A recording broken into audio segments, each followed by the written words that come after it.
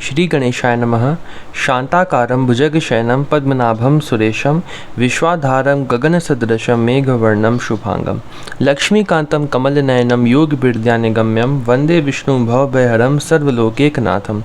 प्रह्लाद नारद पराशर पुंडरीक व्यासाम्बरीश शुक शौनक भीष्म दालभ्यान रुक्मांग दार्जुन वशिष्ठ विभीषण आदीन पुण्यानिमान परम भागवतान स्मरामि। शुरू करते हैं मास प्रयाण का 9वां दिन।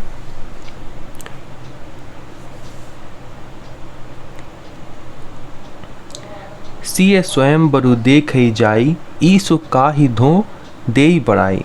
चलकर सीता जी के स्वयंवर को देखना चाहिए, देखें ईश्वर किसको बढ़ाई देते हैं। लक्ष्मण जी ने कहा, हे नाथ, जिस पर आपकी कृपा होगी वही बढ़ाई का पात्र होगा, धनुष तोड़ने का श्रेय उसी को प्राप्त होगा। लखन ने कहा, जैसे भाजनु सोई, नाथ कृपा तब जा पर होई। हर्ष मुनि सब सुनी बरबानी, दीनी असीस सब ही सुख मानी। इस श्रेष्ठ वाणी को सुनकर सब मुनि प्रसन्न हुए, सभी ने सुख मानकर आशीर्वाद दिया। पुनि मुनि वृंद समेत कृपाला, देखन चले धनुष मखसाला। फिर मुनियों के समूह सहित कृपालु श्री रामचंद्र जी धनुष यज्ञशाला देखने चले। रंग भूमि आए दो भाई, असी सुधि सब पुरवास न पाई। दोनों भाई रंग भूमि में आए हैं, ऐसी खबर जब सब नगर निवासियों ने पाई, चले सकल ग्रह काज बिसारी, बाल जुबान जरठ नर नारी। तब बालक जवान बूढ़े स्त्री पुरुष सभी घर और काम काज को बुलाकर चल दिए। देखी जनक भीर भय भारी, सुचि सेवक सब लिए हंकारी। जब जानकी जी ने देखा कि बड़ी भीड़ हो गई है, तब उन्होंने सब विश्वामित्र सेवकों को बुलवा लिया और कहा, तुरंत सकल लोगन पहि जाहू, आसन उचित तेहु सब काहू। तुम लोग तुरंत सब लोगों के पास जाओ और सब किसी को यथा योग्य आसन दो। कही मृदु बचन विनीत तिन, बैठारे नर नारी। उत्तम मध्यम नीच लघु, निज निज थल अनुहारी।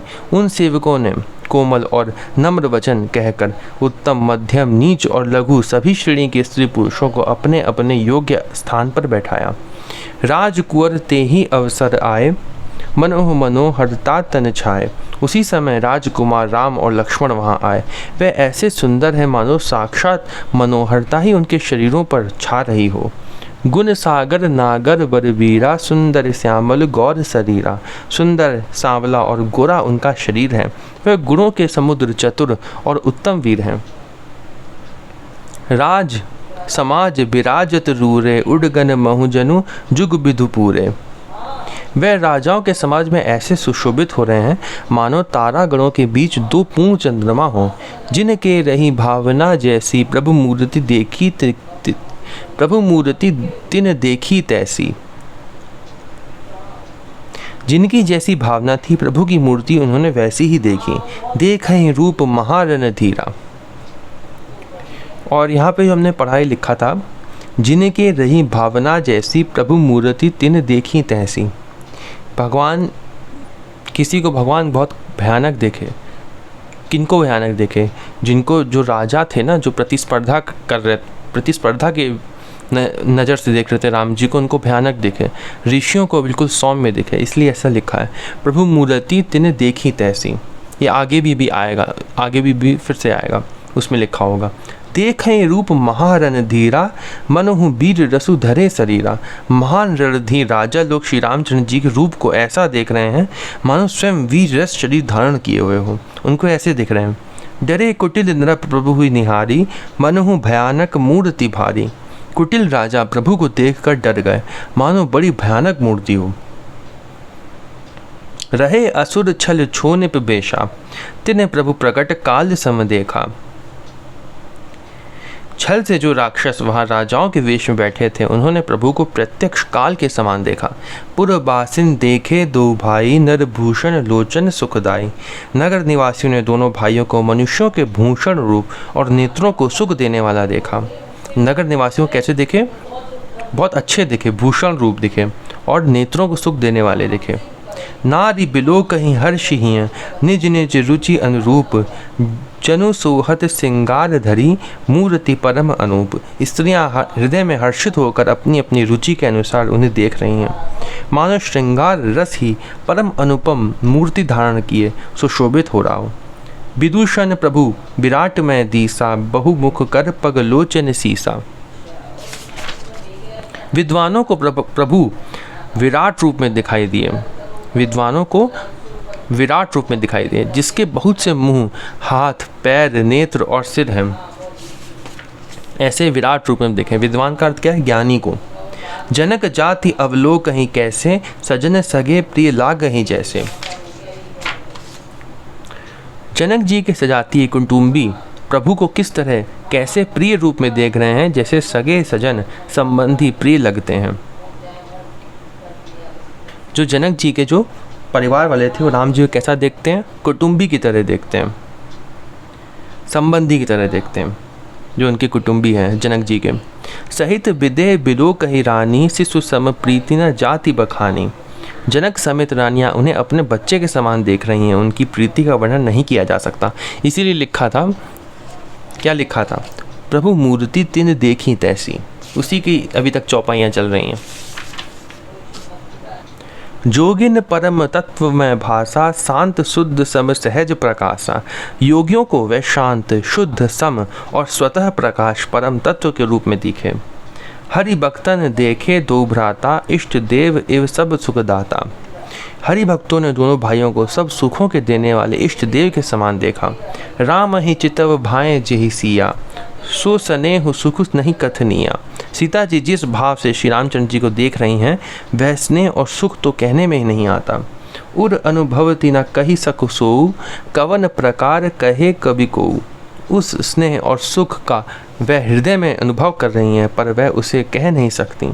यही विधि रहा जाहि जस भाऊ, तेहि तस देखो कौशल राव। फिर कोई कवि उसे किस प्रकार कह सकता है? इस प्रकार जैसा जिसका भाव था, उसने कौशलाधीश श्री रामचंद्र जी को वैसा ही देखा। राजत राज समाज महु, कौशल राज किशोर। सुंदर श्यामल गौर तन, विश्व बिलोचन जोर। सुंदर सांवले और गोरे शरीर वाले तथा विश्व भर के नेत्रों को चुराने वाले कौशलाधीश के कुमार राज समाज में इस प्रकार सुशोभित हो रहे हैं। सहज मनोहर मूर्ति दो, कोटि काम उपमा लघु सोऊ। दोनों मूर्तियां स्वभाव से ही बिना किसी बनाव श्रृंगार के मन को हरने वाली हैं। करोड़ों कामदेवों की उपमा भी उनके लिए तुच्छ है। शरद चंद निंदक मुख नीके, नीरज नयन भावते जी के। उनके सुंदर मुख शरद पूर्णिमा के चंद्रमा की भी निंदा करने वाली, उसे नीचा दिखाने वाले हैं, और कमल के समान नेत्र मन को बहुत ही भाते हैं। चितवनी चारु मार मनुहरनी, भावती हृदय जाति नहीं बढ़नी। सुंदर चितवन सारे संसार के मन को हरने वाले, कामदेव के भी मन को हरने वाली है। वह हृदय को बहुत ही प्यारी लगती है, पर उसका वर्णन नहीं किया जा सकता। कल कपोल श्रुति कुंडल लोला, चिबुक अधर सुंदर मृदु बोला। सुंदर गाल है, कानों में चंचल झूमते हुए कुंडल हैं। ठोड़ी और अधर ओठ सुंदर हैं, कोमल वाणी है। कुमुद बंधु कर निंदक हासा, भ्रकुटि बिकट मनोहर नासा। हंसी चंद्रमा की किरणों का तिरस्कार करने वाली है। बाहें टेढ़ी और नासिका मनोहर है। भाल विशाल तिलक झलकाहीं, कच बिलो की अली अवली लजाहीं। ऊंचे चौड़े ललाट पर तिलक झलक रहे हैं, दीप्तिमान हो रहे हैं। काले घुंघराले बालों को देखकर भौरे की पंक्तियां भी लजा जाती हैं। पीत चौतनी सिरनी सुहाई, कुसुम कली बिच बीच बनाई। पीली चौकनी टोपियां सिरों पर सुशोभित हैं, जिनके बीच बीच में फूलों की कलियां बनाई काढ़ी हुई हैं। रेखे रुचिर कम्बु कल गीवा, जनु त्रिभुवन सुषमा की सीवा। शंख के समान सुंदर गोल गले में मनोहर 3 रेखाएं हैं, जो मानो तीनों लोकों की सुंदरता की सीमा को बता रही है। कुंजर मणिकंठा कलित, उरिन तुलसी का माल। वृषभ कंध के हरि ठवनी, बल निधि बाहु विशाल। हृदयों पर गज मुक्ताओं के सुंदर कंठ और तुलसी की मालाएं सुशोभित हैं। उनके कंधे बैलों के कंधे की तरह ऊंचे तथा पुष्ट हैं। एड़ खड़े होने की शान सिंह की सी है, और भुजाएं विशाल एवं बल की भंडार है। कटि तुनीर पीत पट बांधे, कर सर धनुष बाम बर कांधे। कमर में तरकस और पीतांबर बांधे हैं, दाहिने हाथों में बाण और बाएं सुंदर कंधों पर धनुष तथा पीले यज्ञोपवीत जनेऊ सुशोभित हैं। लिखा है पीला यज्ञोपवीत भगवान पहनते थे। पीत यज्ञ उपबीत सुहाए, नख सिक मंजू महाछवि छाए। नख से लेकर शिखा तक सब अंग सुंदर हैं, उन पर महान शोभा छाई हुई है। देखी लोग सब भय सुखारे, एक टक लोचन चलत न तारे। उन्हें देखकर सब लोग सुखी हुए। नेत्र एक टक निमेष शून्य हैं और तारे पुतलियां भी नहीं चलते। हर्ष जनक देखी दो भाई, मुनि पद कमल गहे तब जाई।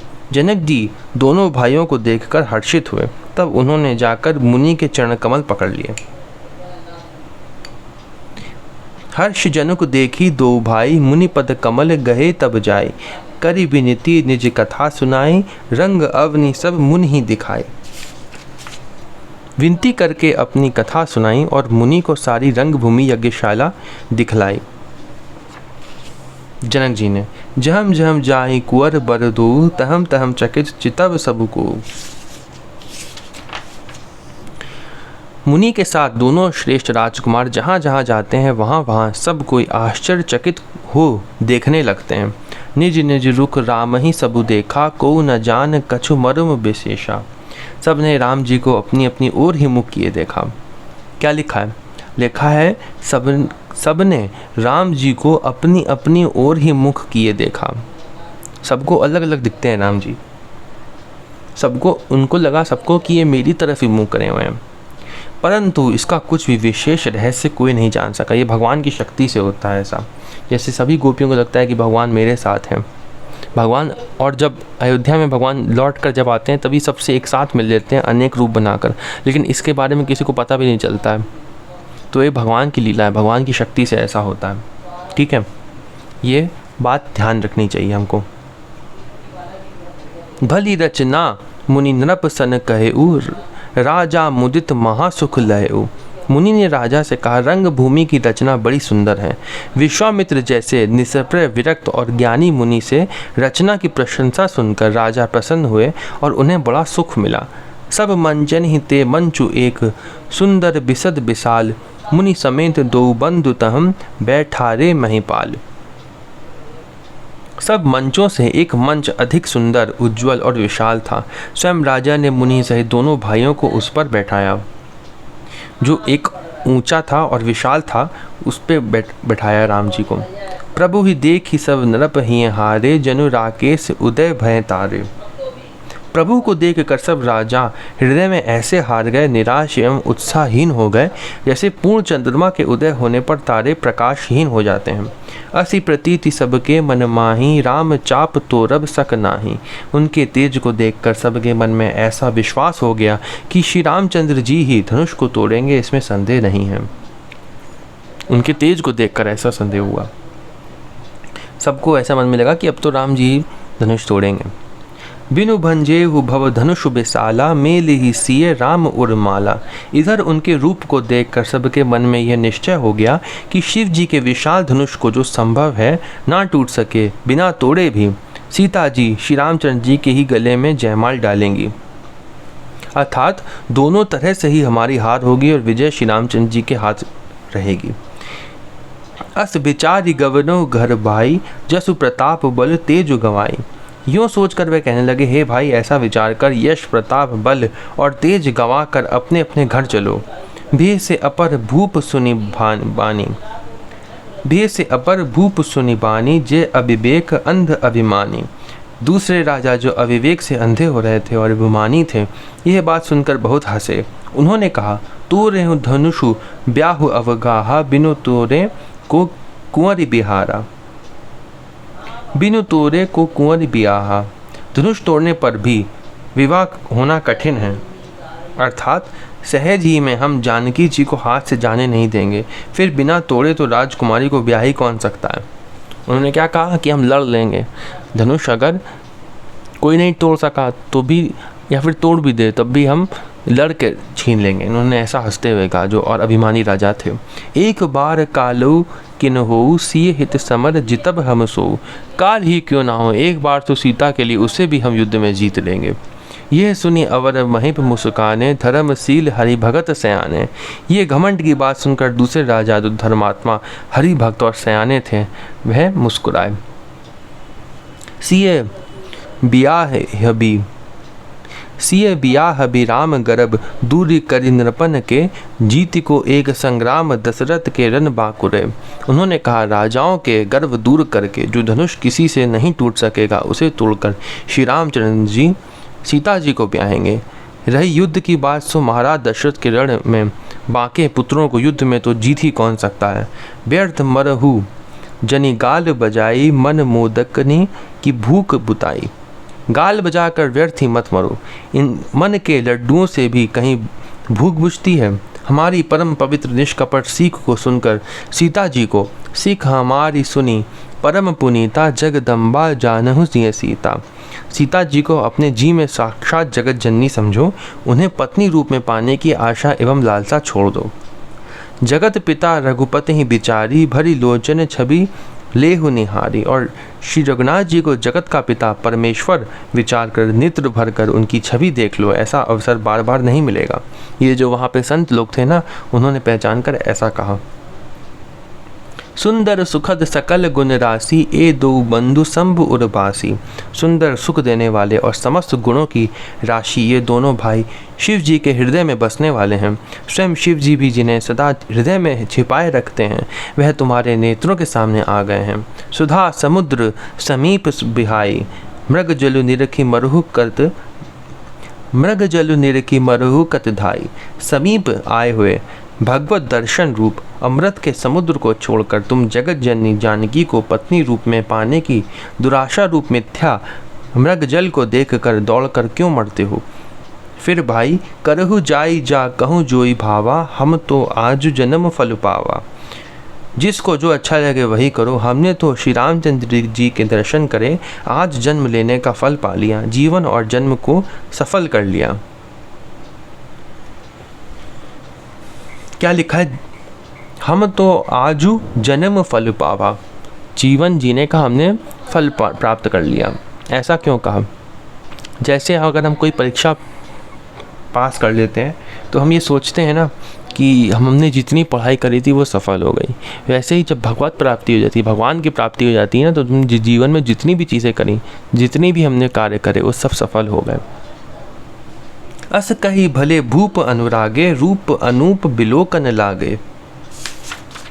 ऐसा कहकर अच्छे राजा प्रेम मग्न होकर श्री राम जी का अनुपम रूप देखने लगे। मनुष्यों की तो बात ही क्या, देखे सुर नभ चढ़े विमाना, बरस ही सुमन करे ही कल गाना। देवता लोग भी आकाश से विमानों पर चढ़े हुए दर्शन कर रहे हैं और सुंदर गान करते हुए फूल बरसा रहे हैं। जानी सुअव सुरसीय तब, पठई जनक बोलाई, चतुर सखी सुंदर सकल, सादर चली लिवाई। तब सुअवसर जानकर जानकी ने सीता जी को, जनक जी ने सीता जी को बुला भेजा। सब चतुर और सुंदर सखियां आदरपूर्वक उन्हें लिवा चलीं। सिय शोभा नहीं जाई बखानी, जगदम्बिका रूप गुण खानी।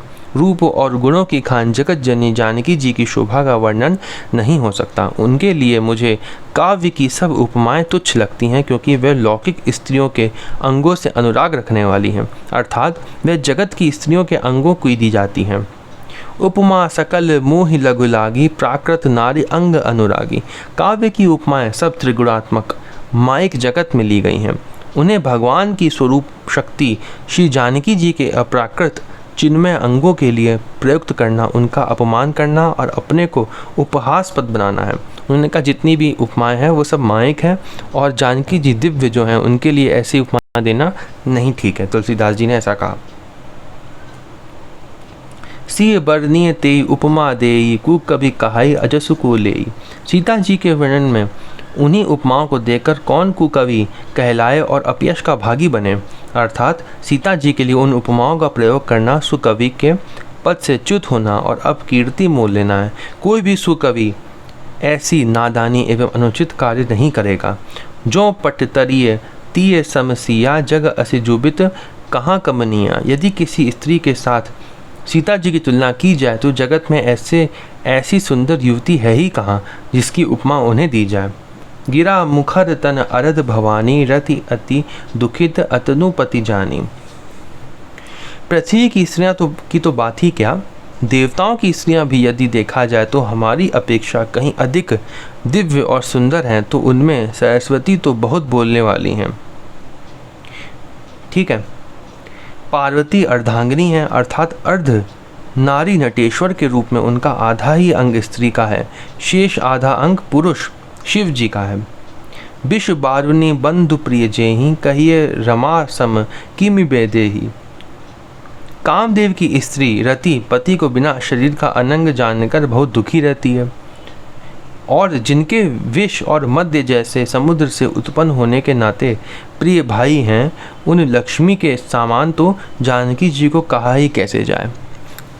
उन्होंने कहा किससे उपमा दें। पहले उन्होंने कहा कि सरस्वती जो है बहुत बोलती हैं, उनकी उपमा नहीं दे सकते। पार्वती जो है वो आधा शरीर उनका स्त्री का है, आधा पुरुष का है, उनकी उपमा नहीं दे सकते। रति जो है वो अपने पति के लिए दुखी रहती है, और लक्ष्मी जी के विश्व भाई हैं उनके, क्योंकि वो भी समुद्र से निकले थे, तो उनकी उपमा भी नहीं दे सकते। और संसार में भी कोई नहीं है, और अप्सराओं में भी कोई नहीं है, उनसे भी सुंदर हैं, तो इसलिए किसी की उपमा देते नहीं बनती सीता जी के लिए। जो छवि सुधा पयो निधि होई, परम रूप में कच्छ सोई। जिन लक्ष्मी जी की बात ऊपर कही गई है वे निकली थी खारे समुद्र से, जिसको मथने के लिए भगवान ने अति कर्कश पीठ वाले कच्छप का रूप धारण किया। रस्सी से बनाई गई महान विषधर वासुकी नाग की, ये समुद्र मंथन की बात हो रही है ना। समुद्र मंथन श्रीमद् भागवत में पूरी कहानी दी हुई है, और उसी में ऐसा है कि भगवान जो है वो कच्छप रूप धारण करते हैं, वासुकी नाग जो है उसको रस्सी बनाते हैं, और इधर देवता लोग और इधर राक्षस लोग उसको मथते हैं। ठीक है, ऐसी कहानी है समुद्र मंथन की। तो उसके लिए क्या लिखा है, मथानी का कार्य किया अतिशय कठोर मंदराचल पर्वत ने।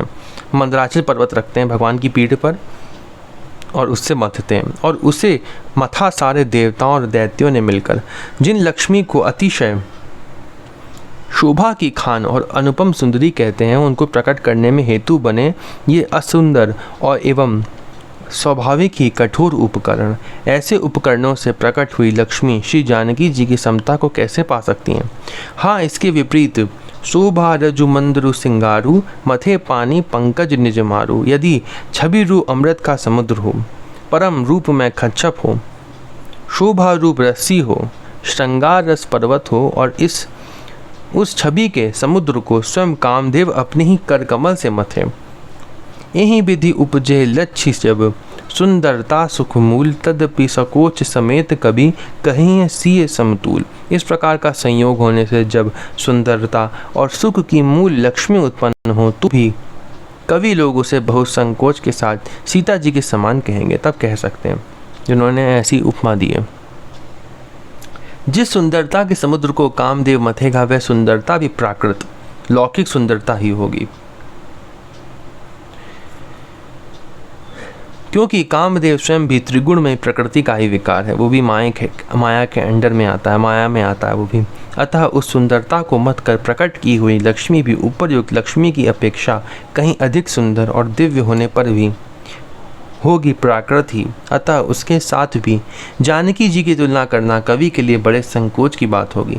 जिस सुंदरता से जानकी जी का दिव्य अति दिव्य परम दिव्य विग्रह बना है, वह सुंदरता उपयुक्त सुंदरता से भिन्न अप्राकृत है, इससे भी नहीं होगी। उन्होंने कहा अगर ये ऐसा भी हो तो वस्तुतः लक्ष्मी जी का अप्राकृत रूप भी यही है, वह कामदेव के मथने में नहीं आ सकती। कामदेव भी चाहे मत है, वह जानकी जी का स्वरूप ही है, अतः उनसे भिन्न नहीं, और उपमा दी जाती है भिन्न वस्तु के साथ। इसके अतिरिक्त जानकी जी प्रकट हुई हैं स्वयं अपनी महिमा से, उन्हें प्रकट करने के लिए किसी भिन्न उपकरण की अपेक्षा नहीं है, अर्थात शक्ति शक्तिमान से अभिन्न अद्वैत तत्व है, अतएव अनुपमेय है। यही गुण दार्शनिक तत्व भक्त शिरोमणि कवि ने इस अभूत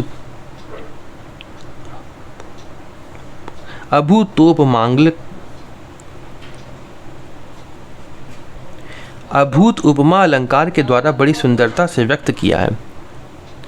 अभूत उपमा अलंकार के द्वारा बड़ी सुंदरता से व्यक्त किया है। चली संग ले सखी सयानी, गावत गीत मनोहर बानी। सयानी सखियाँ सीता जी को साथ लेकर मनोहर वाणी से गीत गाती हुई चली। सीता जी के नवल शरीर पर सुंदर साड़ी सुशोभित है। सो नवल तनु सुंदर सारी, जगत जननी अतुलित छवि भारी। जगत जननी की महान छवि अतुलनीय है। भूषण सकल सुदेश सुहाए, अंग अंग रचि सखिन बनाए। सब आभूषण अपनी अपनी जगह पर सुशोभित हैं, जिन्हें सखियों ने अंग अंग में भलीभांति सजाकर पहनाया है। रंग भूमि जब सिए पगुधारी, देखि रूप मोहे नर नारी। जब सीता जी ने रंग भूमि में पैर रखा तब उनका दिव्य रूप देखकर स्त्री पुरुष सभी मोहित हो गए। हर्षि सुरन दुंदुभि बजाई, बर्षि प्रसून अपछरा गाई। देवताओं ने हर्षित होकर नगाड़े बजाए और पुष्प बरसाकर अप्सराएं गाने लगी। पानी सरोज सोह जयमाला, अवचट चिते सकल भुआला।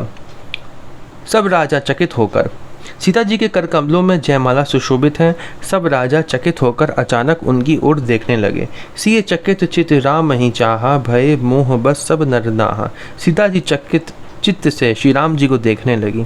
तब सब राजा लोग मोह के वश हो गए। मुनि समीप देखे दो भाई, लगे लल की लोचन निधि पाई। सीता जी ने मुनि के पास बैठे हुए दोनों भाइयों को देखा तो उनके नेत्र अपना खजाना पाकर ललचाकर वहीं श्री राम जी में जा लगे स्थिर हो गए। क्या लिखा है? सीता जी जब आई जयमाला हाथ में लेकर तो वो राम जी को ढूंढने लगी कि राम जी कहाँ हैं। फिर उन्होंने जब देखा कि अच्छा मुनि के पास में उधर राम जी जो है बैठे हुए हैं, तब उनकी आंखें जो है वहीं पे लग गई। गुरुजन लाज समाज उबर, देखी सिए सकुचानी। लागे बिलोकन सखिन तन, रघुबीर ही उर आनी। परंतु गुरुजनों की लाज से तथा बहुत बड़े समाज को देखकर सीता जी सकुचा गई। वे श्री रामचंद्र जी को हृदय में लाकर सखियों की ओर देखने लगी। राम रूप अरुसिय छवि देखे, नर नारिन परिहरि निमेश। श्री रामचंद्र जी का रूप और सीता जी की छवि देखकर स्त्री पुरुषों ने पलक मारना छोड़ दिया। सब एक टक उन्हीं को देखने लगे। सोच ही सकल कहत सकुचाही, विधि सन विनय करही मन माही। सभी अपने मन में सोचते हैं पर कहते सकुचाते हैं। मन ही मन में विधाता से विनय करते हैं। हरु विधि बेग जनक जड़ताई, मति हमारी असी देही सुहाई।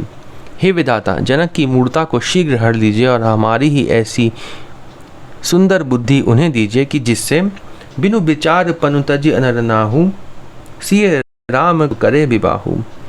जिससे बिना ही विचार किए राजा अपना प्रण छोड़कर सीता जी का विवाह राम जी से ही कर दें।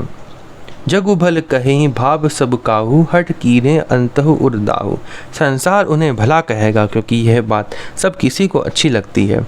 हट करने में अंत में भी हृदय जलेगा। यही लालसा मगन सब लोगू, बरु सांवरो जानकी जोगो। सब लोग इसी लालसा में मग्न हो रहे हैं कि जानकी जी के योग्य वर तो यही सावला ही है। तब बंदी जन जनक बुलाए, बिरदावली कहत चली आए। तब राजा जनक ने बंदीजनों भाटों को बुलाया। वह विरुदावली वंश की कीर्ति गाते हुए चले आए। कह नर पुजाई कहु पन मोरा, चले भाट ही हर्ष न थोरा। राजा ने कहा, जाकर मेरा प्रण सबसे कहो। भाट चले, उनके हृदय में कम आनंद न था। बोले बंदी बचन बर, सुनो सकल महिपाल। पन विदेह कर कहें हम, भुजा उठाई विशाल। भाटों ने श्रेष्ठ वचन कहा, हे पृथ्वी की पालना करने वाले सब राजागण सुनिए। हम अपनी भुजा उठाकर जनक जी का विशाल प्रण कहते हैं। नर्प भुज बलु विधु, शिव धनु राहु, गरुड़ कठोर विदित सब काहू। राजाओं की भुजाओं का बल चंद्रमा है, शिव जी का धनुष राहु है। वह भारी है, कठोर है, ये सबको विदित है। रावण बानु महाभट बारे, देखी सरासन गवहीं सिधारे।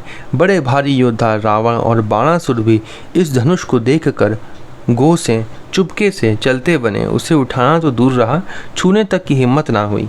सोई पुरारी कोदंडु कठोरा, राज समाज आज जोई तोरा। उसी शिव जी के कठोर धनुष को आज इस राज समाज में जो भी तोड़ेगा, तीनों लोगों की विजय के साथ ही त्रिभुवन जय समेत बहदेही, बिनहि विचार बरई हटिते ही। विजय के साथ ही उसको जानकी जी बिना किसी विचार के हठपूर्वक वर्ण करेगी। सुनिपन सकल भूप अभिलाषे भटमानी अतिशय मन माखे। प्रण सुनकर सब राजा ललचा उठे। जो वीरता के अभिमानी थे वह मन में बहुत ही तमतमाए। परिकर बांध उठे अकुलाई, चले इष्ट देवन सिर नाई। कमर कसकर अकुलाकर उठे और अपने इष्ट देवों को सिर नवा कर चले।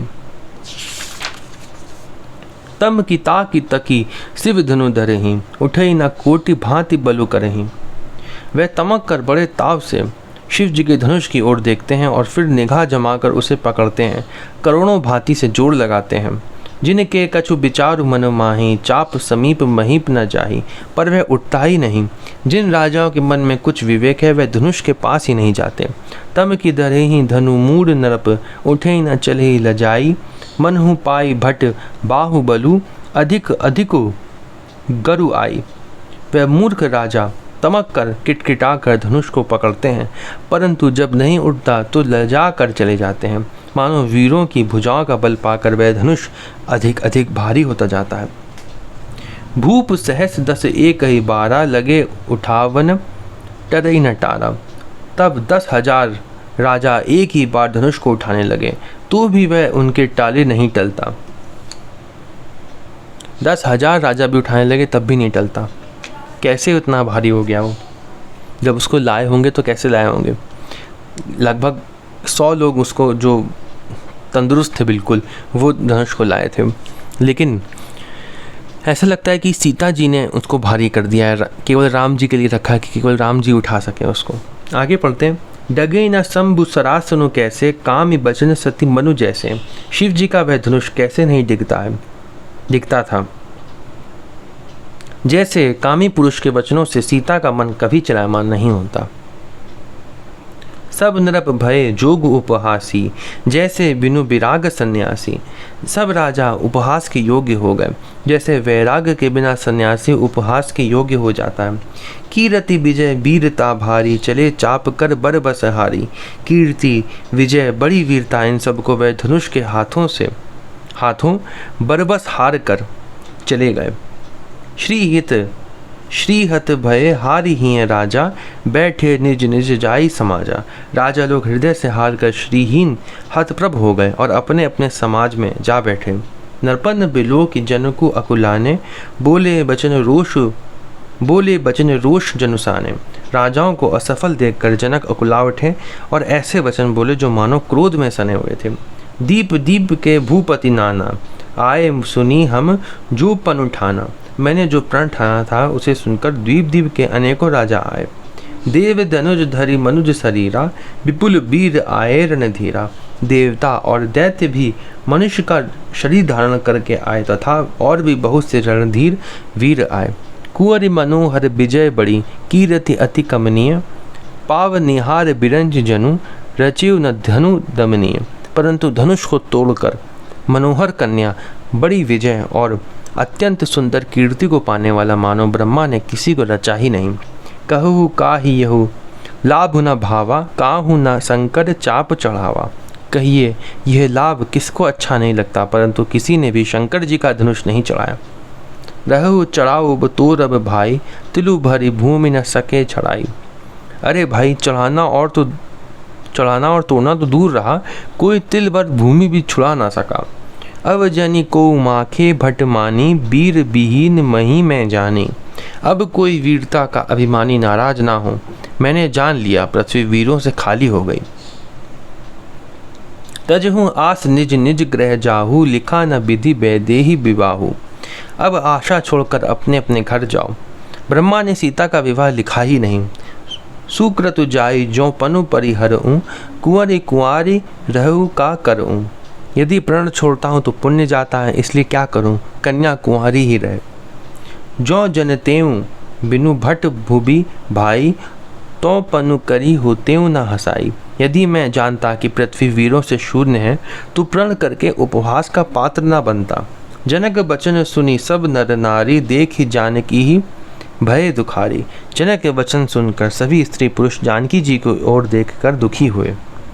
परंतु माखे लखन कुटिल भई भोहें, रदपट फरकत नयन रिसो हैं। लक्ष्मण जी तमतमा उठे, उनकी बोहें टेढ़ी हो गईं, ओठ फड़कने लगे और नेत्र क्रोध से लाल हो गए। कही न सकत रघुबीर डर, लगे बचन जनु बान, नाई राम पद कमल सिरु, बोले गिरा प्रमाण। श्री रघुवीर जी के डर से कुछ कहे तो सकते नहीं, पर जनक के वचन उन्हें बाण से लगे। लक्ष्मण जी को क्रोध आया और उनको बाण से लगे उनके शब्द। जब न रह सके तब श्री रामचंद्र जी के चरणों में सिर नवाकर वह यथार्थ वचन बोले। रघुवंशनी महु जहं को होई, तेहि समाज अस कही न कोई। रघुवंशियों में कोई भी जहाँ होता है उस समाज में ऐसे वचन कोई नहीं कहता। लक्ष्मण जी ने कहा, रघुवंशों में अगर कोई भी हो तो ऐसे वचन कोई नहीं कहता। कही जनक जैसी अनुचित बानी, विद्यमान रघुकुल मणि जानी। जैसे अनुचित वचन रघुकुल शिरोमणि श्री राम जी को उपस्थित जानते हुए भी जनक जी ने कहे हैं। सुनहु भानुकूल पंकज भानु, कहूँ स्वभाव न कछु अभिमानु। ये सूर्य कुल रूपी कमल के सूर्य सुनिए, मैं स्वभाव से ही कहता हूँ, कुछ अभिमान करके नहीं। जो तुम्हारे अनुशासन पावो, कंदुक इव ब्रह्मांड उठावो। यदि आपकी आज्ञा पाऊँ तो मैं ब्रह्मांड को गेंद की तरह उठा लूँ। काचे घट जिमि डारो फोरी, सकऊँ मेरु मूलक जिमि तोरी। और उसे कच्चे घड़े की तरह फोड़ डालूँ। मैं सुमेरु पर्वत को मूली की तरह तोड़ सकता हूँ। तब प्रताप महिमा भगवाना, को बापुरु पिनाक पुराना। हे भगवान, आपके प्रताप की महिमा से यह बेचारा पुराना धनुष तो कौन चीज है। नाथ जानी अस आय सुहु, कौतुक करूं बिलो के सो। ऐसा जानकर हे नाथ, आज्ञा हो तो कुछ खेल करूं उसे भी देखिए। कमल नाल जिमि चाप चढ़ावो, जो जन सत प्रमाण ले धावो। धनुष को कमल की डंडी की तरह चढ़ाकर उसे 100 योजन तक दौड़ा लिए चला जाऊं। उन्होंने कहा कि धनुष को कमल की डंडी की तरह चढ़ाकर उससे 100 योजन तक दौड़ा लिए चले जाऊं। लक्ष्मण जी ने कहा, तू रो छत्रक दंड जिमि, तब प्रताप बलनाथ। जो ना करूं प्रभु पद शपथ, कर ना धरो धनु भात। हे नाथ, आपके प्रताप के बल से धनुष को कुकुर मुत्ते बरसाती छत्ते की तरह तोड़ दूं। यदि ऐसा ना करूं तो प्रभु के चरणों की शपथ है, फिर मैं धनुष और तरकस को कभी हाथ में ना लूंगा।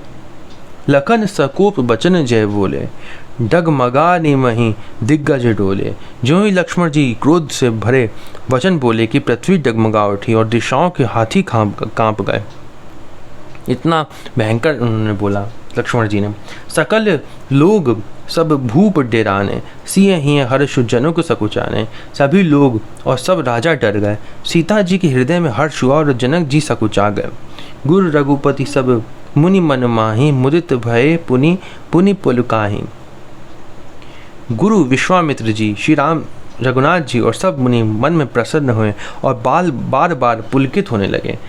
सयन ही रघुपति लखनु नेवारे, प्रेम समेत निकट बैठारे। श्री रामचंद्र जी ने इशारे से लक्ष्मण को मना किया और प्रेम सहित अपने पास बैठा लिया। विश्वामित्र समय सबु जानी, बोले अति स्नेह मय वाणी। विश्वामित्र जी शुभ समय जानकर अत्यंत प्रेम भरी वाणी बोले। उठहु राम भंजऊ भव चापा, मेटहु तात जनक परितापा। हे राम, उठो, शिव जी का धनुष तोड़ो और हे तात, जनक का संताप मिटाओ। उन्होंने कहा विश्वामित्र जी ने। सुनी गुरु बचन चरण सिरनावा, हर्षु विषादु न कछु उर आवा। गुरु के वचन सुनकर श्री राम जी ने चरणों में सिर नवाया। उनके मन में ना हर्ष हुआ ना विषाद। गुरु के उन्होंने चरणों में सिर नवाया और क्या लिखा है, ना हर्ष हुआ ना विषाद। ठाड़े भय उठी सहज स्वभाव, ठाड़े भय उठी सहज सुभाए। ठवनी जुबा मृगराज लजाएं। और वह अपनी एड़ खड़े होने की शान से जवान सिंह को भी लजाते हुए सहज स्वभाव से ही उठ खड़े हुए। उदित उदय गिरि मंच पर, रघुबर बाल पतंग। बिकसे संत सरोज सब, हर्ष लोचन भृंग। मंच रूपी उदयाचल पर रघुनाथ जी रूपी बाल सूर्य के उदय होते ही सब संत रूपी कमल खिल उठे और नेत्र रूपी भौरे हर्षित हो गए। नरपन केरी आशा निसिनासी, बचन नखत अवली न प्रकाशी। राजाओं की आशा रूपी रात्रि नष्ट हो गई। उनके वचन रूपी तारों के समूह का चमकना बंद हो गया, वे मौन हो गए। मानी महिप कुमुद सकुचाने, कपटी भूप उलूक लुकाने। अभिमानी राजा रूपी कुमुद संकुचित हो गए और कपटी राजा रूपी उल्लू छिप गए। भय विशोक को मुनि देवा, बर से ही सुमन जना वहीं सेवा।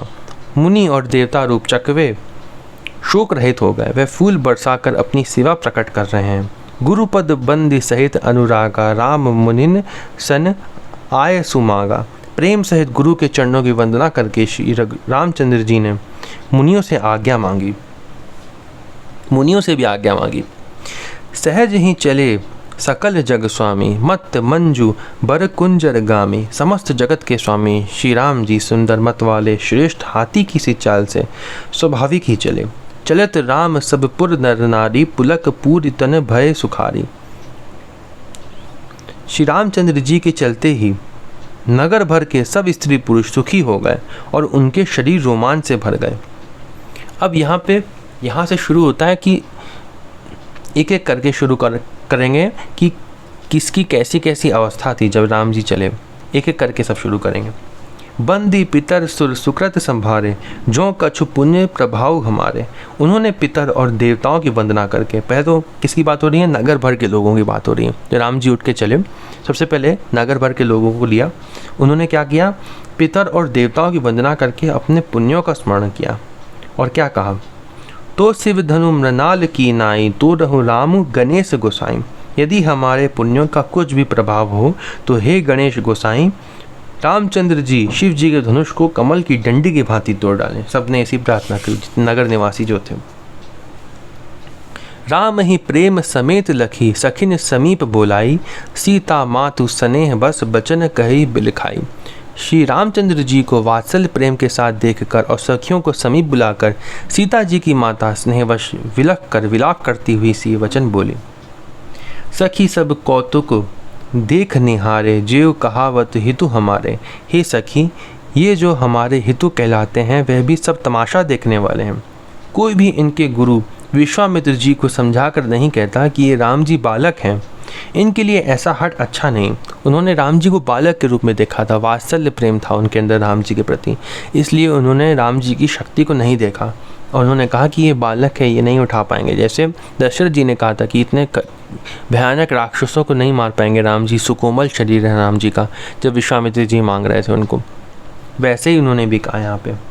जो धनुष रावण और बाण जैसे जगत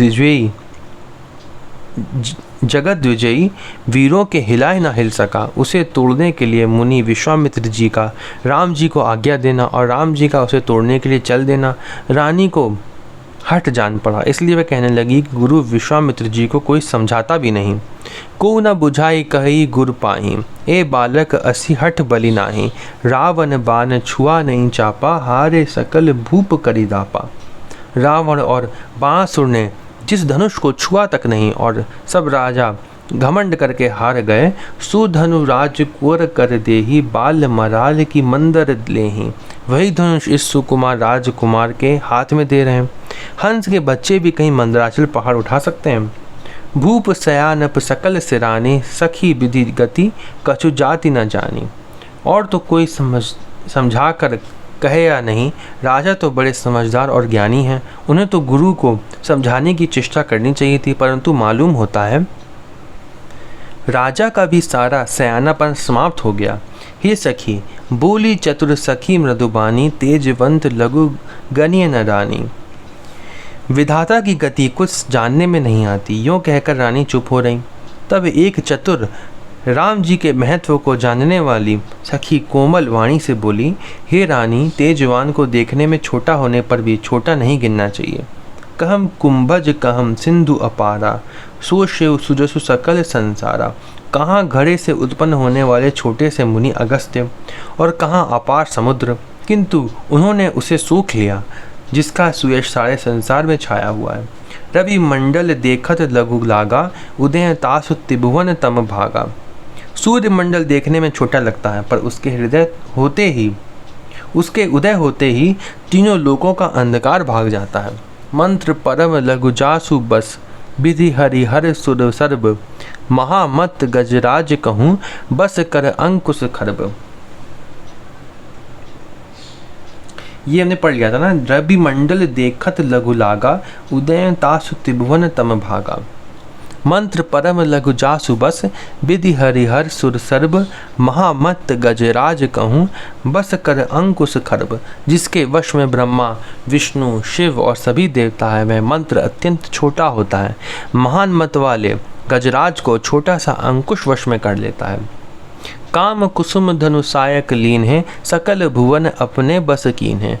कामदेव ने फूलों का ही धनुष बाण लेकर समस्त लोगों को अपने वश में कर रखा है। हे देवी, देवी तजिए संसव अस जानी, भन जब धनुष राम सुन रानी। ऐसा जानकर संदेह त्याग दीजिए। हे रानी सुनिए, रामचंद्र जी धनुष को अवश्य ही तोड़ेंगे। सखी बचन सुनी भय परतीति, मिटा विषादु बड़ी अति प्रीति। सखी के वचन सुनकर रानी को श्री राम जी के सामर्थ्य के संबंध में विश्वास हो गया। उनकी उदासी मिट गई और श्री राम जी के प्रति उनका प्रेम अत्यंत बढ़ गया। उनको फिर समझ में आ गया बाद में, जब इन्होंने सखी समझाया। तब राम ही बिलो की बेदेही, सब है हृदय बिनवती जहीं तेही। उस समय श्री रामचंद्र जी को देखकर सीता जी भयभीत हृदय से जिस देवता से विनती कर रही हैं। मन ही मन मनाव अकुलानी, हो प्रसन्न महेश भवानी। वे व्याकुल होकर मन ही मन मना रही हैं, हे महेश भवानी, मुझ पर प्रसन्न होइए। मैंने आपकी जो सेवा की है, करहु सफल आपनी सेवकाई। कई हेतु हरहु चाप गुरु आई। उसे सफल कीजिए और मुझ पर स्नेह करके धनुष के भारीपन को हर लीजिए। भारीपन को हर लीजिए, सीता जी ने कहा। गणनायक बरदायक देवा, आजु लगे कीन्हे तुम सेवा। हे गणों के नायक, वर देने वाले देवता गणेश जी, मैंने आज ही के लिए तुम्हारी सेवा की थी। बार बार विनती सुनी मोरी, करहु चाप गुरुता अति थोरी। बार बार मेरी विनती सुनकर धनुष का भारीपन बहुत ही कम कर दीजिए। देखी देखी रघुबीर तन, सुर मनाव धरि धीर। भरे बिलोचन प्रेम जल, पुलकावली शरीर। श्री रघुनाथ जी की ओर देख देख कर सीता जी धीरज धरकर देवताओं को मना रही हैं। उनके नेत्रों में प्रेम के आंसू भरे हैं और शरीर में रोमांच हो रहा है। नी के निर की नयन भरी शोभा, पितु पनु सुमिरी बहुरी मनु छोबा। अच्छी तरह नेत्र भरकर श्री राम जी की शोभा देखकर फिर पिता के प्रण का स्मरण करके सीता जी का मन शुद्ध हो उठा। अह तात दारुनी हठ ठानी, समुचित नहीं कछु लाभ न हानि। वह मन ही मन कहने लगी, अहो पिताजी ने बड़ा ही कठिन हठ ठाना है, वह लाभ हानि कुछ भी नहीं समझ रहे हैं। सचिव सभय सिख देई न कोई, बुद्ध समाज बड़े अनुचित होई। मंत्री डर रहे हैं, इसलिए कोई उन्हें सीख भी नहीं देता। पंडितों की सभा में यह बड़ा अनुचित हो रहा है। कहम धनु कुलिसहु चाही कठोरा, कहाँ श्यामल मृदुगात किशोरा। कहाँ तो वज्र से भी कठोर धनुष और कहाँ ये कोमल शरीर किशोर श्याम सुंदर। विधि के ही भांति धरों उर धीरा, सिरस सुमन कन बेधिए हीरा। हे विधाता, मैं हृदय में किस तरह धीरज धरूं। सिरस के फूल के कण से कहीं हीरा छिदा जा सकता है। सकल सभा के मति भय भूरी, अब मोहि शंभु चाप गति तोरी। सारी सभा की बुद्धि भोली बावली हो गई है। अतः हे शिव जी के धनुष, अब तो मुझे तुम्हारा ही सहारा है, अब तो मुझे तुम्हारा ही आसरा है। निज जड़ता लोगन पर डारी, होई हरु रघुपति निहारी। तुम अपनी जड़ता लोगों पर डालकर श्री रघुनाथ जी के सुकुमार शरीर को देखकर उतने ही हल्के हो जाओ। अति परिताप सिय मन माही, लव निमेश जुग सह समझाही। इस प्रकार सीता जी के मन में बड़ा ही संताप हो रहा है। निमेश का एक लव अंश भी 100 युगों के समान बीत रहा है। प्रभु ही चितहि पुनि चितव मही, राजत लोचन लोल। खेलत मन सिज मीन जुग, जनु बिधु मंडल डोल। प्रभु श्री रामचंद्र जी को देखकर फिर पृथ्वी की ओर देखती हुई सीता जी के चंचल नेत्र इस प्रकार शोभित हो रहे हैं मानो चंद्रमंडल रूपी डोल में कामदेव की दो मछलियां खेल रही हों। गिरा अलिनि मुख पंकज रोकी, प्रगट न लाज निशा अवलोकी। सीता जी की वाणी रूप भ्रमरी को उनके मुख रूपी कमल ने रोक रखा है। लाज रूपी रात्रि को देख कर वह प्रकट नहीं हो रही है। लोचन जलु रह लोचन कोना, जैसे परम कृपन कर सोना। नेत्रों का जल नेत्रों के कोने कुएं में ही रह जाता है, जैसे बड़े भारी कंजूस का सोना कोने में ही गड़ा रह जाता है। सकुच व्याकुलता बड़ी जानी, धरी धीरज प्रतीति उर आनी। अपनी बड़ी हुई व्याकुलता जानकर सीता जी सकुचा गईं और धीरज धरकर हृदय में विश्वास ले आईं कि यदि तन मन और वचन से मेरा प्रण सच्चा है, तन मन वचन मोर पनु साचा, रघुपति पद सरोज चितुराचा। और श्री रघुनाथ जी के चरण कमलों में मेरा चित्त वास्तव में अनुरक्त है, तो भगवान सकल उर्वासी, करही मोहि प्रभुबर की दासी। तो सबके हृदय में निवास करने वाले भगवान मुझे रघुश्रेष्ठ श्री रामचंद्र जी की दासी अवश्य बनाएंगे। जेहि की जेहि पर सत्य स्नेह हो, सो तेहि मिलई न कछु संदेह। जिसका जिस पर सच्चा स्नेह होता है वह उसे मिलता ही है, इसमें कुछ भी संदेह नहीं है। प्रभु तन चितई प्रेम तन ठाना, कृपा निधान राम सब जाना। प्रभु की ओर देखकर सीता जी ने शरीर के द्वारा प्रेम ठान लिया, अर्थात यह निश्चय कर लिया कि यह शरीर इन्हीं का होकर रहेगा या रहेगा ही नहीं। सियई बिलो की तकेव धनु कैसे, चितव गुरुरु लघु ब्याल ही जैसे। कृपा निधान श्री राम जी सब जान गए। उन्होंने सीता जी को देखकर धनुष की ओर कैसे ताका, जैसे गरुड़ जी छोटे से सांप की ओर देखते हैं। उन्होंने सीता जी की ओर देखा राम जी ने, और फिर धनुष की ओर देखा। लखन लखे रघुबंश मणि, ताके हर को दंडू, पुल की गात बोले बचन, चरण चाप ब्रह्मांडू। इधर जब लक्ष्मण जी ने देखा कि रघुकुल मणि श्री रामचंद्र जी ने शिव जी के धनुष की ओर ताका है, तो वह शरीर से पुलकित हो ब्रह्मांड को चरणों से दबाकर निम्नलिखित वचन बोले। लक्ष्मण जी ने जब देखा कि राम जी ने धनुष की ओर देखा है, तो वह क्या वचन बोले। दिसी दिसी कंज रहु कमठ अहि कोला, धरहु धरनी धरि धीन न डोला। धरहु धरि धरि धीर न डोला। हे दिग्गजों, हे कच्छप, हे शेष, हे वराह, धीरज धरकर पृथ्वी को थामे रहो, जिसमें यह हिलने ना पावे। उन्होंने सबसे कहा कि पृथ्वी सबको पहले से अचेत कर दिया कि जितने भी आप लोग हो वो धरती को थामे रखो। लक्ष्मण जी ने मन ही मन उनको चेत कर दिया, सबको जितने थे। राम चहि शंकर धनु तोरा, हो सजग सुनी आय सुमोरा। श्री रामचंद्र जी शिव जी की धनुष को तोड़ना चाहते हैं, मेरी आज्ञा सुनकर सब सावधान हो जाओ। सबको सावधान कर दिया लक्ष्मण जी ने मन से। चाप समीप राम जब आए, नर नारी ने सुर सुकृत मनाए। श्री रामचंद्र जी जब धनुष के समीप आए, तब सब स्त्री पुरुषों ने देवताओं और पुण्यों को मनाया। सब कर संशय अरुष अज्ञानु, मंद मही पन कर अभिमानु। सबका संदेह और अज्ञान, नीच राजाओं का अभिमान। भृगुपति केरी गर्भ गुरु आई, सुर मुनि बनन केरी कदराई। परशुराम जी के गर्भ की गुरुता, देवता और श्रेष्ठ मुनियों की कातरता, भय सिए कर सोच जनक पचितावा, रानी कर दारुण दुख दावा। सीता जी का संकोच, सीता जी का सोच, जनक का पश्चाताप और रानियों के दारुण दुख का दावा नल।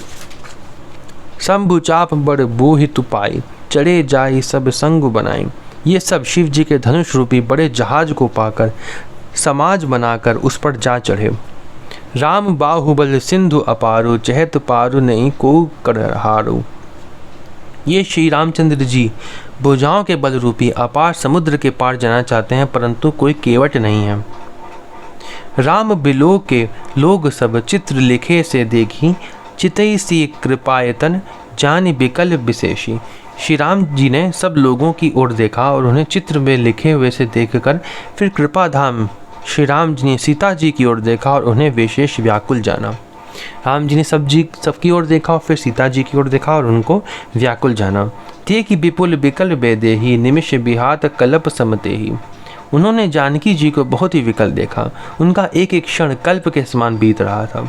त्रसित बारी बिनु जो तनु त्यागा, मुँह करे का सुधा तड़ागा। यदि प्यासा आदमी पानी के बिना शरीर छोड़ दे तो उसके मर जाने पर अमृत का तालाब भी क्या करेगा। का वर्षा सब कृषि सुखाने, समय चुके पुनि का पछताने। सारी खेती के सूख जाने पर वर्षा किस काम की, समय बीत जाने पर फिर पछताने से क्या लाभ। अस जिये जानी जान की देखी, प्रभु पुल के लकी प्रीति विशेषी। जी में ऐसा समझकर श्री राम जी ने जानकी जी की ओर देखा और उनका विशेष प्रेम लख कर वे पुलकित हो गए। गुरु ही प्रणाम मन ही मन कीन्हा, अति लाघवम उठाए धनु की लीन्हा। मन ही मन उन्होंने गुरु को प्रणाम किया और बड़ी फुर्ती से धनुष को उठा लिया। गुरु जी को प्रणाम किया राम जी ने, बड़ी फुर्ती से धनुष को उठा लिया। दम के दामिनी जिमी जब लयो, पुनि नभ धनु मंडल सम भयो। जब उसे हाथ में लिया तब वह धनुष बिजली की तरह चमका। राम जी ने धनुष को उठाया, हाथ में लिया, वो बिजली की तरह चमका और फिर आकाश में मंडल जैसा मंडलाकार हो गया, पूरा चमकने लगा सब कुछ। लेत चढ़ावत खींचत गाड़े, काहू न लखा देख सब उठारे। लेते, चढ़ाते और जोर से खींचते हुए किसी ने लखा, अर्थात ये तीनों काम इतनी फुर्ती से हुए कि धनुष को कब उठाया, कब चढ़ाया और कब खींचा इसका किसी को पता ही नहीं लगा। राम जी ने धनुष को देखा, उठाया, वह चमकने लगा, सब कुछ चमकने लगा और ये कब हुआ, इतनी फुर्ती से हुआ कि किसी को पता ही नहीं चला। तेहि क्षण राम मध्य धनु तोरा, भोरे भरे भुवन धुनि घोर कठोरा। सबने श्री राम जी को धनुष खींचे खड़े देखा, केवल सीधे खींचे और खड़े देखा राम सब ने। वो कब उठाया और कब धनुष को डोरी जो है वो बांधी, डोरी बांधने के लिए हाथ बढ़ाया, ये सब किसी ने देखा ही नहीं। उसी क्षण श्री राम जी ने धनुष को बीच से तोड़ डाला।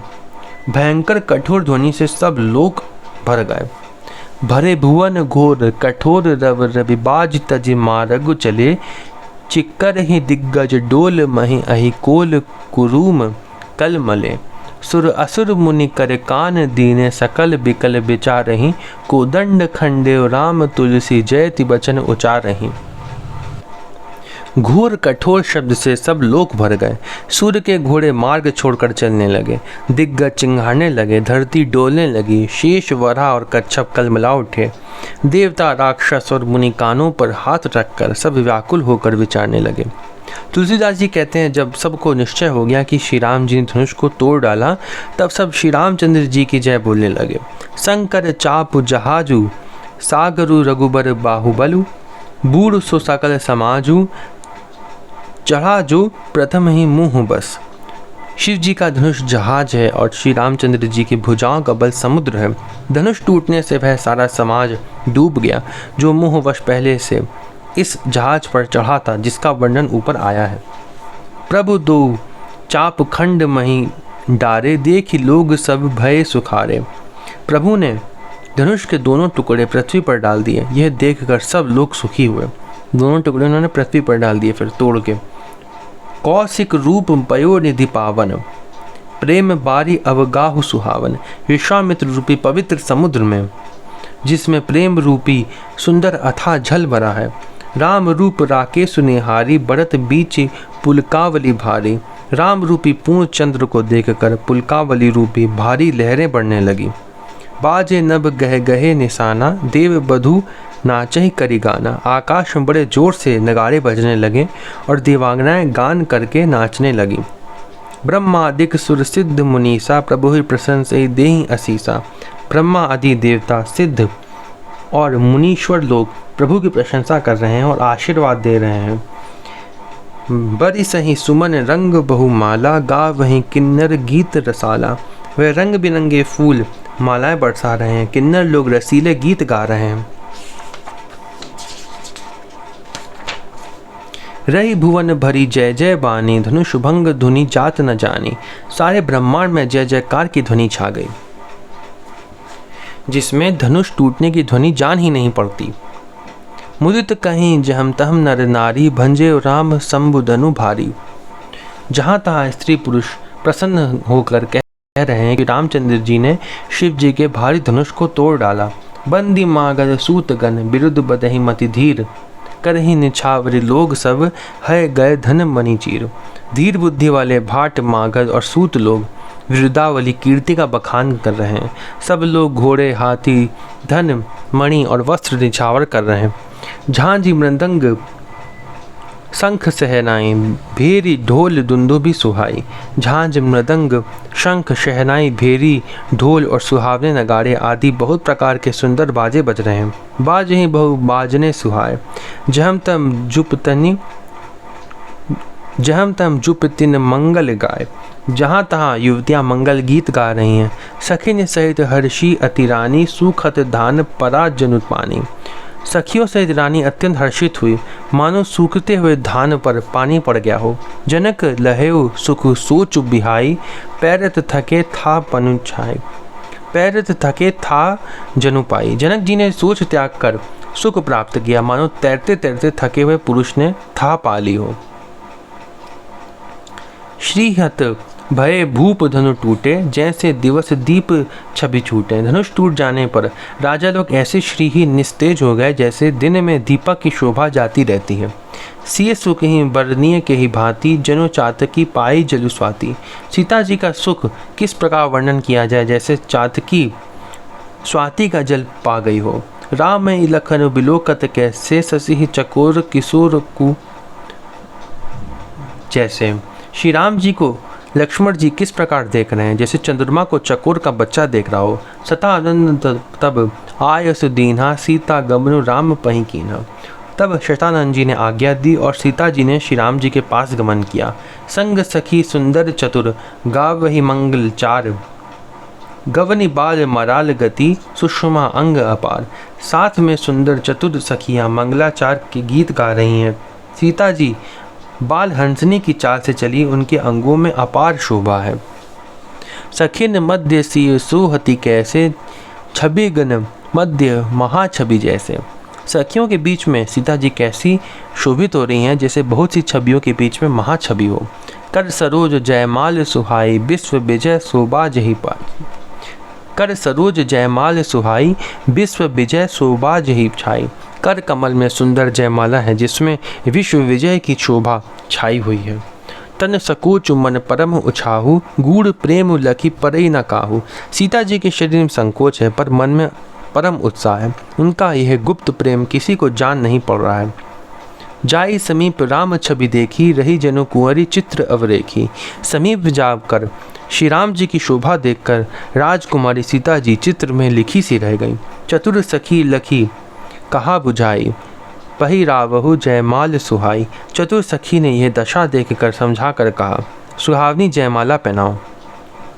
सुनत जुगल कर माल उठाई, प्रेम विबस पहिराई न जाई। यह सुनकर सीता जी ने दोनों हाथों से माला उठाई, पर प्रेम के विवश होने से पहनाई नहीं जाती। सोहत जनु जुग जलज सनाला, ससी ही सभीत देत जयमाला। उस समय उनके हाथ ऐसे सुशोभित हो रहे हैं मानो डंडियों सहित दो कमल चंद्रमा को डरते हुए जयमाला दे रहे हो। गा वहीं छवि अवलोक ही सहेली, गा वहीं छवि अवलोक की सहेली, सिंह जयमाल राम उर्मेली। उस छवि को देखकर सखियां गाने लगी। तब सीता जी ने श्री राम जी के गले में जयमाला पहना दी। रघुबर उर जयमाल देखी, देव बरसिंह सुमन। सकुचे सकल भुआल जनु, बिलो की रवि कुमुद गमन। श्री रघुनाथ जी के हृदय पर जयमाला देखकर देवता फूल बरसाने लगे। समस्त राजागण इस प्रकार सकुचा गए मानो सूर्य को देखकर कुमुदों का समूह सिकुड़ गया हो। पुर अरु व्योम बाजने बाजे, खल भय मलिन साधु सब राजे। नगर और आकाश में बाजे बजने लगे। दुष्ट लोग उदास हो गए और सज्जन लोग सब प्रसन्न हो गए। सुर किन्नर नर नाग मुनीसा, जय जय जय कहीं देहि असीसा। देवता किन्नर मनुष्य नाग और मुनीश्वर जय जयकार करके आशीर्वाद दे रहे हैं। नाच ही गा वहीं विबुध बधूटी, बार बार कुसुमांजलि छूटी। देवताओं की स्त्रियां नाचती गाती हैं, बार बार हाथों से पुष्पों की अंजलियां छूट रही हैं। जहम तहम विप्र वेद धुनि करहीं, बंदी बिरदावली उच्च रही। जहाँ तहाँ ब्राह्मण वेद ध्वनि कर रहे हैं और भाट लोग विरुद्धावली कुल कीर्ति बखान कर रहे हैं।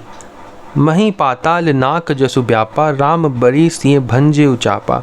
पृथ्वी, पाताल और स्वर्ग तीनों लोकों में यश फैल गया कि श्री रामचंद्र जी ने धनुष तोड़ दिया और सीता जी को वरण कर लिया। करही आरती पुर नर नारी, देहि निछावरी बित्त बिसारी। नगर के नर नारी आरती कर रहे हैं और अपनी पूंजी हैसियत को भुलाकर सामर्थ्य से बहुत अधिक निछावर कर रहे हैं। सोहति सिय राम के जोड़ी, छवि सिंगारु मनहु एक ठोरी। श्री सीता जी राम जी की जोड़ी ऐसी सुशोभित हो रही है मानो सुंदरता और श्रृंगार रस एकत्र हो गए हों। सखी कहीं प्रभुपद गहु सीता, कर तीना चरण परस अति भीता। सखियाँ कह रही हैं सीते स्वामी के चरण छुओ, किंतु सीता जी अत्यंत भयभीत हुई, उनके चरण नहीं छूती। गौतम तिय गति सुरति करी, नहीं परसती पग पानी। मन बिहसे रघुवंश बनी, प्रीति अलौकिक जानी। गौतम जी की स्त्री अहिल्या की गति का स्मरण करके सीता जी श्री राम जी के चरणों को हाथों से स्पर्श नहीं कर रही हैं, क्योंकि वो पत्थर की शिला हो गई थी ना, और उनको छूकर वो स्त्री बन गई थी। इसलिए उनका स्मरण करके राम जी के हाथों से स्पर्श नहीं कर रही हैं चरणों को। सीता जी के अलौकिक प्रीति जानकर रघुकुल मणि श्री राम जी मन में हंसे। तब सिय देखी रूप भूप अभिलाषे, कूर कपूत मूढ़ मन माके। उस समय सीता जी को देखकर कुछ राजा लोग ललचा उठे। वह दुष्ट कुपूत और मूढ़ राजा मन में बहुत तमतमाए। उठी उठी पहेरी सनाह अभागे, जहम तहम गाल बजावन लागे। वह अभागे उठ उठ कर कवच पहनकर जहाँ तहाँ गाल बजाने लगे। लेहु छड़ाई सिय कह कोऊ, धरी बांधहु नरप बालक दो। कोई कहते हैं सीता जी को छीन लो और दोनों राजकुमारों को पकड़कर बांध लो। तोरे धनुष चाड़ नहीं सरई, जीवत हम ही कुंवरी को बरई। धनुष तोड़ने से ही चाह नहीं सरेगी, पूरी होगी। हमारे जीते जी राजकुमारी को कौन ब्याह सकता है। जो विदेहु कछु करे सहाय, जीतहु समर सहित दो भाई। यदि जनक कुछ सहायता करें तो युद्ध में दोनों भाइयों सहित उसे भी जीत लो। साधु भूप बोले सुनि बानी, राज समाज ही लाज लजानी। फिर ये वचन सुनकर साधु राजा बोले, इस निर्लज राज समाज को देखकर तो लाज भी लजा गई। बलु प्रताप वीरता बढ़ाई, नाक पिनाक ही संग सिधाई। अरे तुम्हारा बल प्रताप वीरता बढ़ाई और नाक प्रतिष्ठा तो धनुष के साथ ही चली गई।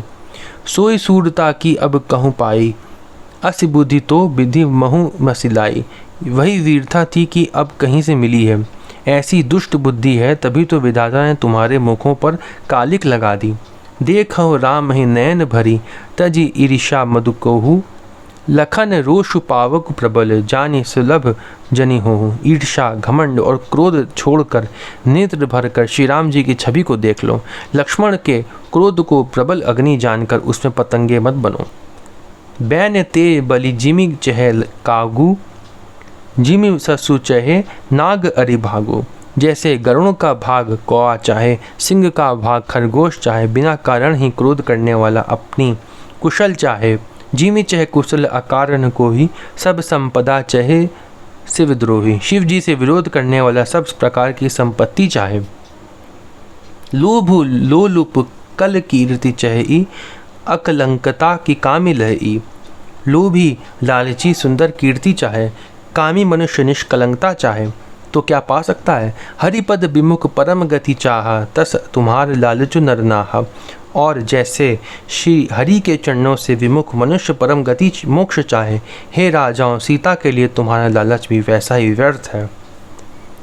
कोलाहल सुनी सिय सकाने, सखी लवाई गई जई रानी। कोलाहल सुनकर सीता जी शंकित हो गईं। तब सखियां उन्हें वहां ले गईं जहां रानी सीता जी की माता थी। राम सुभाए चले गुरु पाही, सिय स्नेहु बरनत मन माही। श्री रामचंद्र जी मन में सीता जी के प्रेम का बखान करते हुए स्वाभाविक चाल से गुरु जी के पास चले। रानी ने सहित सोच बस सिया, अब धो विधि काह करनिया। रानियों से सीता जी दुष्ट राजाओं के दुर्वचन सुनकर सोच के वश हैं कि ना जाने विधाता अब क्या करने वाले हैं।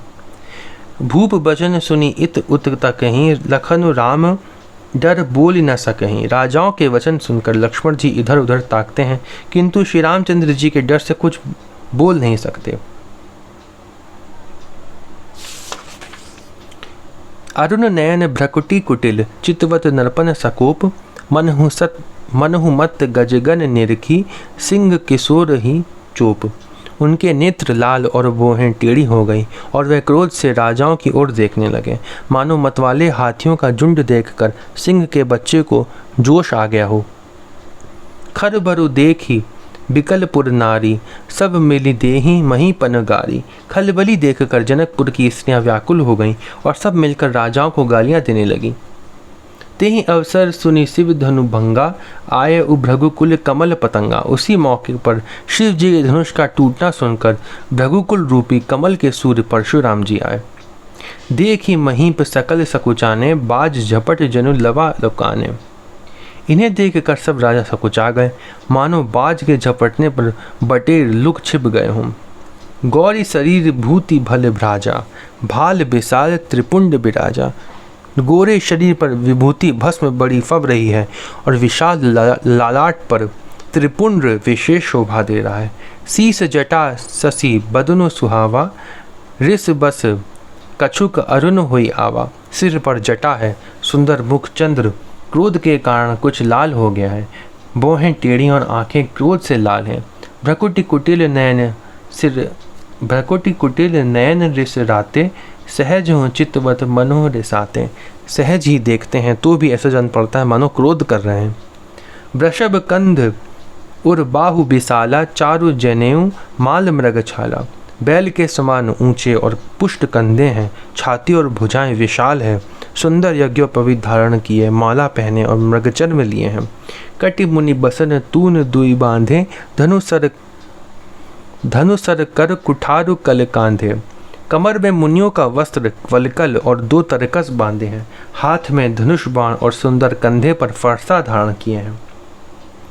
फरसा लिए रहते हैं परशुराम जी। इनकी भी पूरी कहानी श्रीमद् भागवत में दी हुई है, वहाँ पे डिटेल में दी हुई इनकी पूरी कहानी, उनका पूरा जीवन चरित्र दिया हुआ है। 7 बेशुभ करनी कठिन बरनी न जाय स्वरूप धरि मुनि तनु जनु बीर रसु आयु जहम सब भूप। शांत वेश है परंतु करनी बहुत कठोर है। स्वरूप का वर्णन नहीं किया जा सकता, मानो वीर रस ही मुनि का शरीर धारण करके जहाँ सब राजा लोग हैं वहाँ आ गया हो। देखत भृगुपति बेशु कराला उठे सकल भय बिकल भुआला। परशुराम जी का भयानक वेश देखकर सब राजा भय से व्याकुल हो उठ खड़े हुए। पितु समेत कही कही निज नामा लगे करन सब दंड प्रणाम। और पिता सहित अपना नाम कह कह कर सब दंडवत प्रणाम करने लगे। जब वो आए तब राजा लोग सब प्रणाम करने लगे और अपना नाम बताने लगे पिता सहित। जेहि सुभाए चित्त वही हितु ज्ञानी जेहि सुभाए चित्त वही हितु जानी सो जानिए जनु आई खुटानी। परशुराम जी हित समझकर भी सहज ही जिसकी ओर देख लेते हैं वह समझता है मानो मेरी आयु पूरी हो गई। जनक बहोरी आई सिरुनावा सिए बोलाई प्रणाम करावा। फिर जनक जी ने आकर सिर नवाया और सीता जी को बुलाकर प्रणाम कराया। आशीष दीनी सखी हर्षानी निज समाज ले गई सयानी। परशुराम जी ने सीता जी को आशीर्वाद दिया। सखियां हर्षित हुईं और वहां अब अधिक देर ठहरना ठीक ना समझकर वह सयानी सखियां उनको अपनी मंडली में ले गईं। विश्वामित्र मिले पुनि आई पद सरोज मिले 2 भाई। फिर विश्वामित्र जी आकर मिले और उन्होंने दोनों भाइयों को उनके चरणों पर गिराया।